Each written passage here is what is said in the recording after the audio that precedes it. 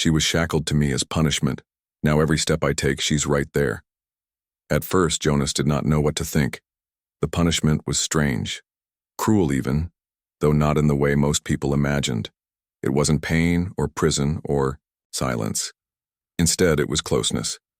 Unbreakable closeness. She had once been his friend, maybe even more than that. Her name was Lyra, and she came from a distant colony world where duty always came before choice. She had made mistakes there, mistakes the elders thought too great to forgive. Her punishment was exile, but exile with chains that bound her to Jonas, a human traveler who had never asked for this responsibility. Jonas tried to walk away when they first locked the band on his wrist.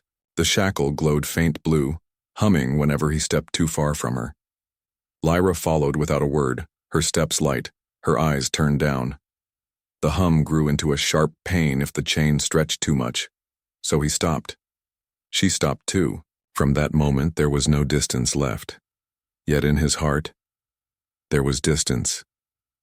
Jonas remembered how things used to be before the punishment. Lyra had stood beside him, not because she had to, but because she wanted to. She had laughed at his awkward jokes, shared food across the campfire, and walked at his side under alien stars. But now, every step felt forced, every glance carried silence. She was here, yes, but not with him. Days passed this way. Jonas carried supplies across the barren desert of the outpost world, and Lyra walked at his side. They spoke little. He wanted to reach out, to ask if she still thought of the old days, but the words never came. He feared her answer.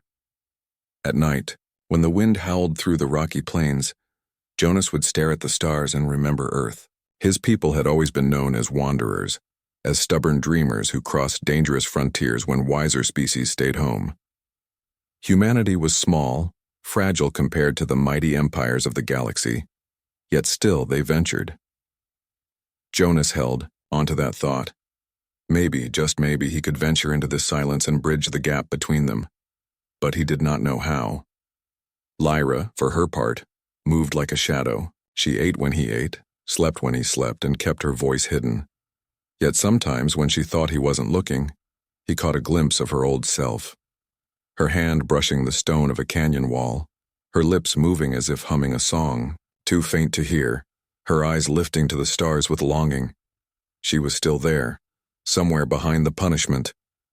Jonas felt the weight of humanity then. Other species might have accepted the silence, might have let the chain remain only a chain, but humans weren't made that way. They were born to break walls, to reach across divides, to hope even when hope felt foolish. One evening, as the suns dipped low and painted the desert sky red, Jonas finally spoke. "I miss the way we used to talk," he said quietly.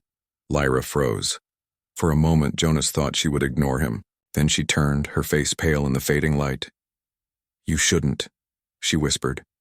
"That was before. Now I am just here because I must be." Jonas shook his head. "No. You're here because we're both still alive. Because we both still have steps to take. And if we have to take them together, then maybe we can make them mean something." Her eyes widened, and for the first time in weeks he saw the spark of her old self flicker. It wasn't much, but it was hope. That night, when Jonas lay awake listening to the quiet, he realized something. The punishment wasn't only hers, it was his too. But punishment or not, it didn't have to stay that way. She was shackled to him as punishment. Now every step he took, she was right there. The desert world stretched endless before them, rocky plains that seemed to never change. Jonas walked with heavy steps, the supplies pack weighing down on his shoulders, and Lyra followed, silent as always. The chain hummed faintly between them, a reminder that no matter what happened, they could not be apart. But Jonas felt as if she was far away. He kept remembering the times when Lyra had laughed freely. Her voice had once been full of music, like a spring running through dry stone. Now it was locked inside her. Even though she walked at his side, Jonas felt as though she had already left him long ago. The punishment was not only her exile, it was the wall that now stood between their hearts. Jonas tried to talk to her again in the days that followed. Sometimes he asked simple questions about the path ahead, about the stars they could see at night. Sometimes he told little stories about Earth, about oceans she had never seen, about forests where the air smelled of pine and rain. She listened, but her answers were short, careful. He knew she carried shame. The elders of her colony had called her careless, reckless with her duties. Jonas did not believe she deserved exile, but his belief was not enough to free her. Still, he wished she would look at him the way she once did, not like a guard forced to keep her company, but like a friend. The silence weighed heavier than the desert heat. One evening, after another long day of walking, Jonas sat by the fire they had built from dried brush.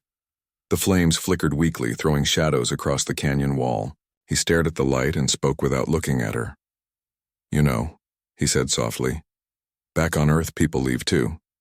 Sometimes they move away to new cities, new lives, and the ones left behind. They wonder if the person they care about even remembers them." Lyra stirred slightly, her eyes lowering to the fire. Jonas continued, his voice steady but low. "I had a friend once. She moved far away. I wanted to write to her, to tell her I missed her, but I didn't. I thought maybe she wouldn't want to hear it. So I stayed quiet. And the distance only grew. The fire popped, and the silence between them felt deeper." "Do you regret it?" Lyra finally asked. Jonas nodded slowly. "Every day. Because humans, we hold on to things. We don't let go easy. Even when the world tells us to. Even when distance tries to break it. We hope. Maybe that's foolish. But it's who we are." Lyra was quiet for a long time.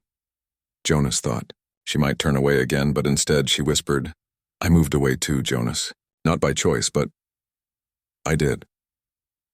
And I don't know how to come back." Her words hit him harder than the desert winds. He turned to her, surprised. Her face was faintly lit by the fire, her eyes reflecting both fear and sorrow. "You can," he said, firmly. "Coming back isn't about place. It's about choosing to take one step back toward someone, even if it's hard. Even if it hurts." She looked at him as though searching for truth in his face. "But what if I can't fix what I broke?" she asked. Jonas leaned forward, his hands open. "Then let it be broken. We'll build something new. Humans. We don't give up just because something cracks. We patch it, we mend it, we make it stronger than before. That's what we do." The silence after that was different. Not heavy, but thoughtful. For the first time since the chain had been placed, Lyra's lips curved, slightly, not a full smile, but close. Jonas felt something stir in his chest. It was small, fragile, but it was hope. The days after that changed, little by little. When Jonas spoke, Lyra no longer gave only short answers. Sometimes she added a thought, sometimes a memory of her own. One evening, she pointed to a star cluster in the sky and told him its name in her language. He repeated it, stumbling over the strange sounds, and she laughed softly. It was the first real laugh he had heard from her in months. Still, there were moments of distance. Jonas could see it in her eyes, the weight of guilt, the fear of being unwanted. But now he also saw the struggle inside her, the fight to reach out again. Jonas admired that. To other species, punishment like this might have broken the spirit. But Jonas saw in Lyra something humans understood deeply. The spark that refused to die even when buried under shame. And he knew his own role, to keep that spark alive, to show her that closeness was not a curse, but a chance. One night, as they lay under the stars, Jonas spoke again. "When someone moves away, it hurts," he said. "But humans, and we walk across deserts for the ones we care about. We don't always know the right words, but we try. And as long as we try, there's hope." Lyra turned her head, her silver eyes catching the starlight. "You would really do that? Walk across a desert for someone?" Jonas chuckled. "Lyra, I'm already doing it." Her breath caught, and for a moment Jonas thought she might cry. But instead she whispered, "Then maybe I can walk too. Not just because of the chain, but because I want to." The words warmed him more than any fire. Jonas closed his eyes, letting the night settle around them. He did not know what tomorrow would bring, but he knew this. Distance could be crossed, even when it felt impossible, because humans did not stop walking, not for silence, not for punishment, not for loss. And as long as Lyra walked with him, he would not give up. The desert was still vast, the stars still cold, but Jonas felt less alone. She was shackled to him as punishment, yet with every step, hope grew stronger.